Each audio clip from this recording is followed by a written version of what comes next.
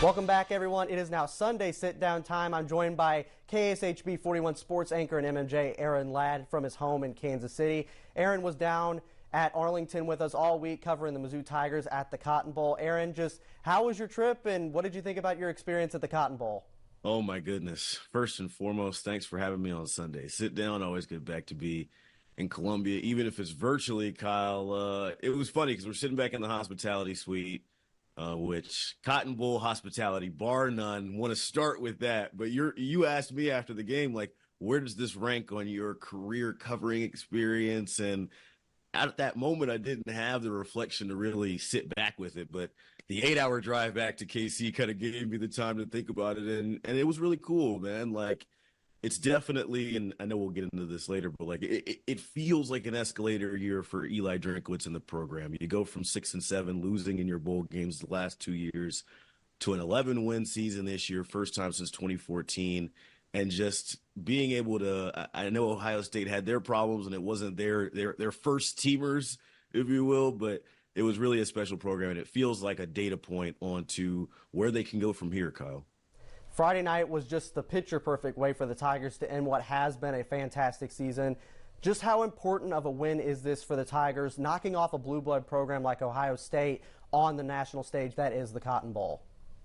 I think it's definitely a linchpin, right? Like, this is going to be a talking point the entire offseason about how you put an exclamation point on Drinkwitz's best season in Columbia. There were still questions around if he could do it, if he could be a guy that led this program to the next step, led them to opportunities in the college football playoff. And we've seen Mizzou make an investment in their football team, the new facilities, the indoor facility, the expansions that are coming to the stadium, and NIL, all the opportunities that get a guy like a Luther Burden, get a guy like a Williams-Nwaneri out of KC here, and even a Caden Green now. Like, the investments have been here, but the wins have not. The double-digit wins for sure. So this is the talking point going forward. I think a lot of fans are going to be excited about the win, but I think you turn the page and you say, okay, where can we go now? Where can we take this? Cody Schrader helped elevate the program. Where can that next generation take the baton and go with it from here in the 12-team playoff era? Obviously, it wasn't the most pretty 4 quarters of football for the Tigers. I mean, they didn't have a single point until the final quarter. But from your perspective, what do you think changed on those 2 touchdown drives to get the Tiger offense going? Wasn't the prettiest of anything, Kyle. That was disgusting. I mean, my goodness, that first half, 3-0. And really, I think there's a lot of important plays. And I really want to circle the Marquise Johnson play because that's the spark. Coaches talk all the time about, getting the ball running, letting the snowball go downhill. Like, that 50-yard pass and doing what he's been doing all year long, right? Getting his 1 opportunity or his 2 opportunities and flipping the field for the offense. That's a huge play that gets it done. I think when we talk about this program taking the next step, the offensive line is where I think the most room for growth is. Like, Brady Cook, to me, looked like a different version of himself because he was uncomfortable. You've got Caden Green, you've got guys coming in. That's where you see the room for growth. 2 drives in the fourth quarter of over 90 yards. I see why Brady Cook won the offensive MVP, but I'm still a little salty that it wasn't Cody Schrader, Kyle. To be honest with you, like, the story, this guy's moment, he matched Brady Cook in total yards, and you're in that building and you're hearing the Mizzou fan base kind of understanding that they're going to win this game. They're chanting Cody, because I think they realize when you say true son, when you talk about people who embodied the turnaround that this team made this year, like, Cody Schrader did that on those final drives. I think that Friday night also showcased just how important that Blake Baker and Kirby Moore are to this Tiger football program. Baker's group held Ohio State to just 3 points, and Kirby Moore was able to help the Tigers manufacture those 2 touchdown drives to win it. Do you think signing both Kirby Moore and Blake Baker to contract extensions has been the Tigers' biggest win off the field so far? No doubt. And I think one of the best bites from all the sound we got in the lead up, because there was so much talking, and that's kind of part of a 34-day layoff. But Eli said something at the podium leading up on that final press conference about, hey, I had to check my ego. I had to understand that for this team to be successful, I had to put myself in the best position as a head coach. And bringing these 2 guys in, keeping them now for this next year, because that's what I think it's more about, right? Like, we haven't exactly, I don't know if I've seen the details yet. Maybe you have your sources down there in Columbia that tell you what the details and the numbers are behind it. But it's all about this next year for Mizzou football, Kyle. Like having Baker and Kirby Moore in the fold for the first year of this playoff where you're going to finish and projected to be in that top 12 seed, like with the talent that's coming in and the collection. This is a go all in type of year for Eli Drinkwitz, Kirby Moore, and Blake Baker. Mizzou had the motto STP all season long, something to prove. Now that the Tigers are in the national spotlight, knocking off a team like Ohio State in the Cotton Bowl, what kind of mindset change do the Tigers have to have next season? I think Eli Drinkwitz said it best at his post-game press conference. When you get to the top of the mountain, the wind is twice as hard.